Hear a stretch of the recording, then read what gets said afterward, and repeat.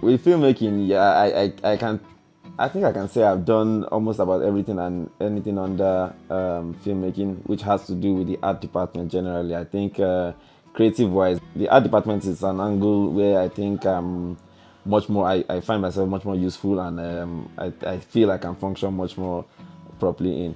Since we did theater, of course, every one of us were required to, at some point or the other, act. So acting was more like a hobby for me at the time. And then even when I went into filmmaking, I was with a couple of friends, and we always used to look out for audition notices.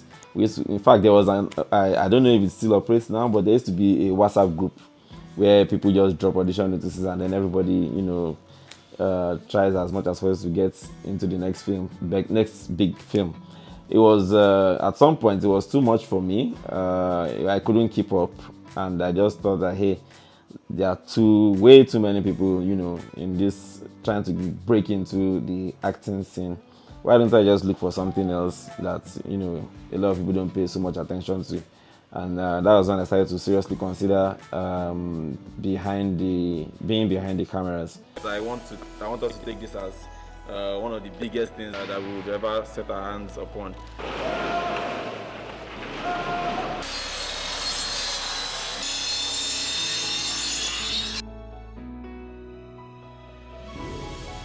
Hi, I'm Tunde Lawal, and I'm an art director for TV and film production. Welcome to my Nollywood Insider.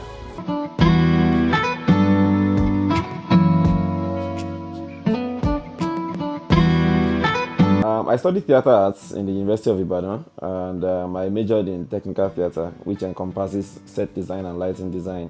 And from there, I was exposed to filmmaking in some certain angles and aspects. But after university education, I took it a notch, and I joined. I can't remember the name of the production now. I think it was.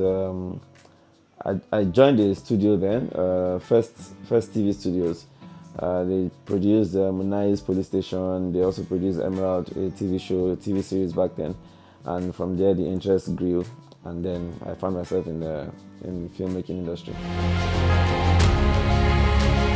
So we have a half wall entrance in here, and then this is the main structure in here. It's lovely to see ideas morph from conception to execution stage. When you make plans, and then when you get into the building phase of all of these things, you see how the plans come to life.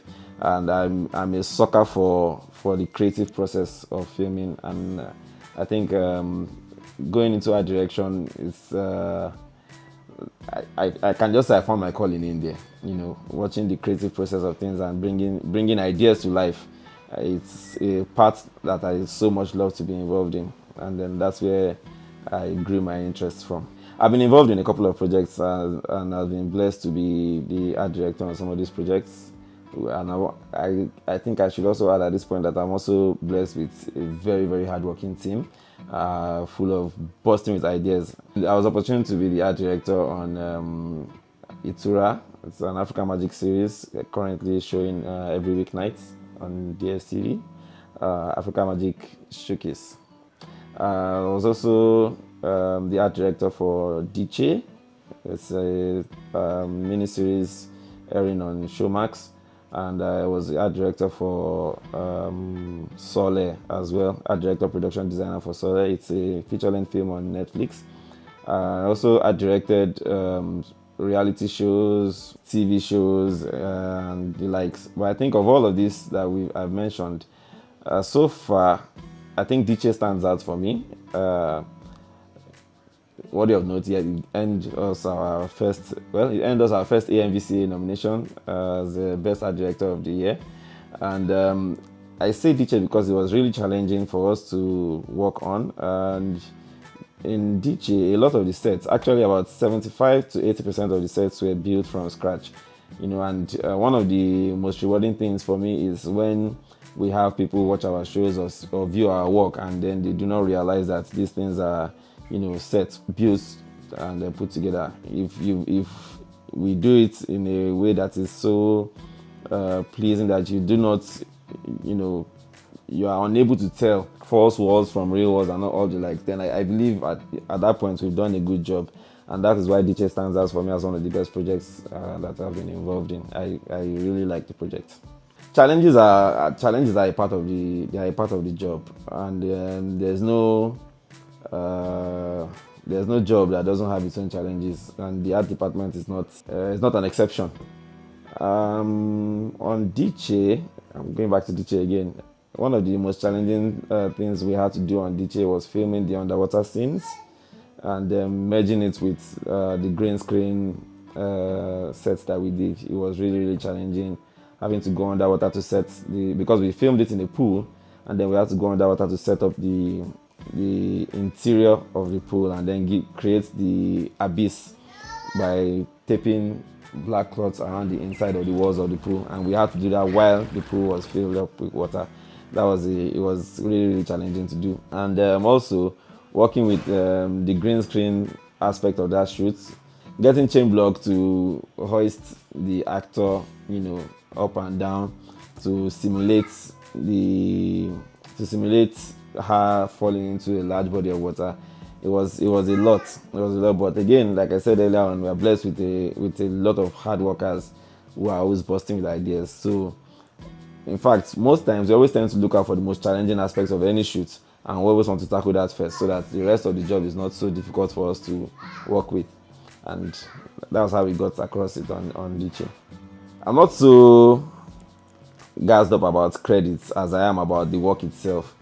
And I'd already functioned as assistant art director, set designer, set builder. I've functioned in a lot of various capacities before getting my first art director gig. So it wasn't so much of a difficult transition for me, since everything I had to do as an art director I had already been doing based on the previous experiences I had gathered across various other projects I had assistant art directed or other projects I had done in different capacities. So yeah, it wasn't so much of, it's exciting to look at, it's exciting for you to see your name on the credits, but again, like I said, I don't pay so much attention to it. It's not as exciting as getting the job done, and then making sure that your job comes out as excellently as you planned it, because sometimes you plan some stuff in your head, and then when you get to execution, there are hiccups here and there.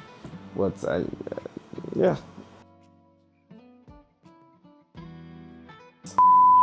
So for actors,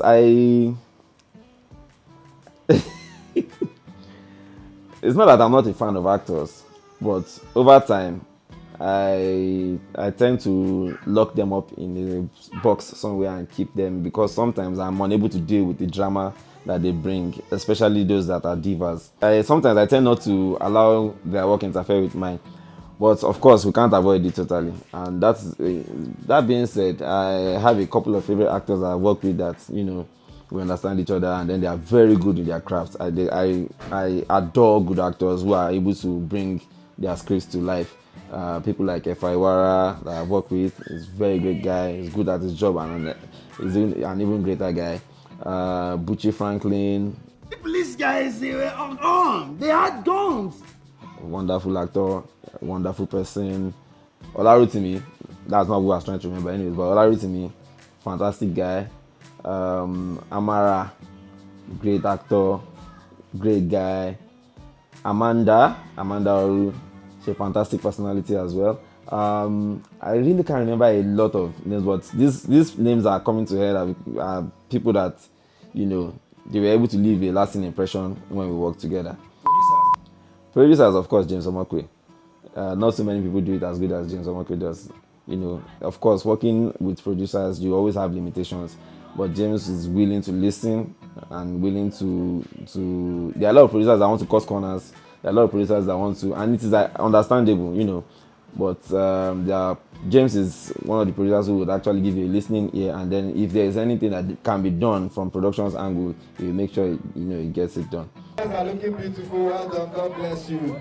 I've also worked with Kayode Kasum in production capacity as a producer, and though we might have had one or two differences, but also he's a very great guy to work with, and I think he also understands the rudiments of production, and is a great guy to work with in terms of production.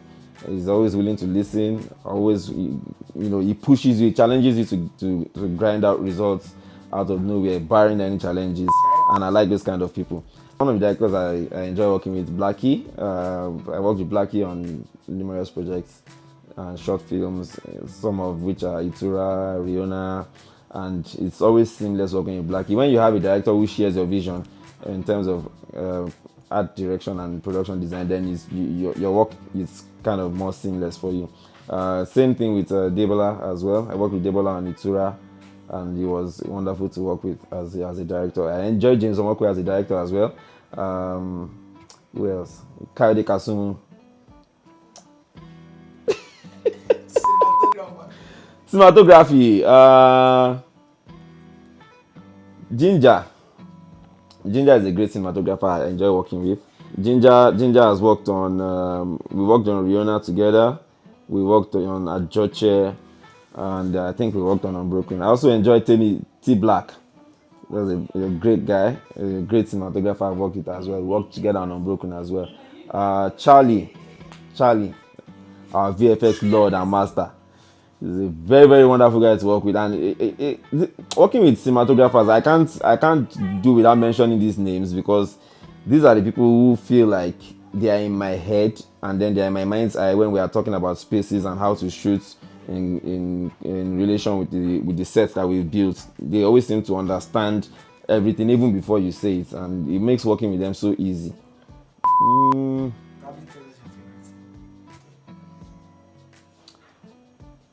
I think I'll go with Mary Poppins. Yes. Having your picture taken for the newspaper. Naturally, I'm delighted. Besides having your extreme good looks, if I may say so. Oh, well, I wouldn't go. I'll go with Mary Poppins, and it was... Oh, no. Little Rascals. I just remember Little Rascals. Alfalfa and his troop. You thinking what I'm thinking, Worm? Yeah, Butch. What are we thinking? I used to, in fact, Little Rascals was one of my earliest memories of my interest in filmmaking. Seeing those children running around, Alfalfa and his gang, and wanting to replicate something like that in my own hood. Of course, it's not the same thing. Bring that kind of situation down to our Nigerian setting. You chop beat entire. Nigerian movie classics. Oh, I have a lot. Diamond Ring. Now, what more absurdities can they come up with now?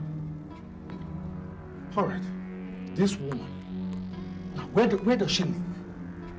What did you steal from her? She's dead.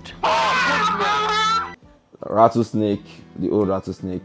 Some Nigerian series as well, Palace. Is it Palace or Living? I remember the song, I can't remember the title. Is it Living in the Palace? Well, Palace, Liz Vincent. I can't remember. We're living in the palace, everybody sings to something. Everyday People too. I think those are some of the Super Story, of course, goes without saying.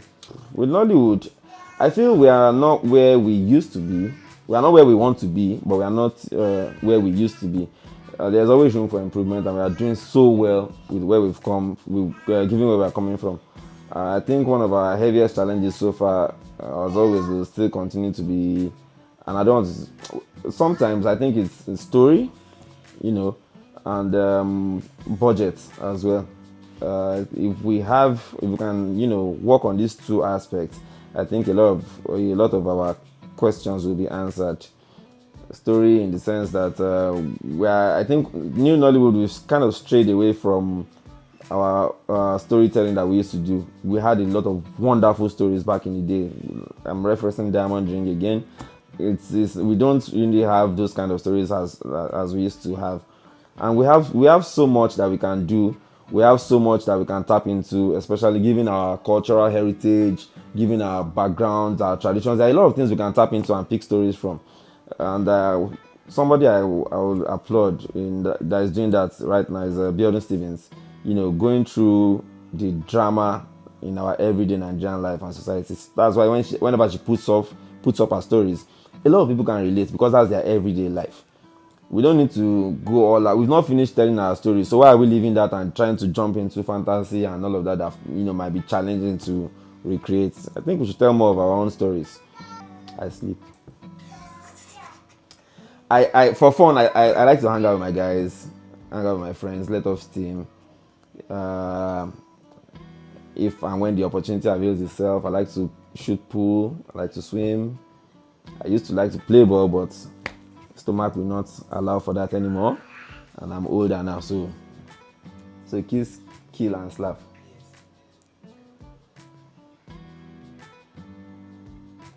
So of course I'll kiss her ass. I'll slap him by the way because she's her acting makes me laugh. She's so crazy. She's so crazy like that. And we know how the last one ends.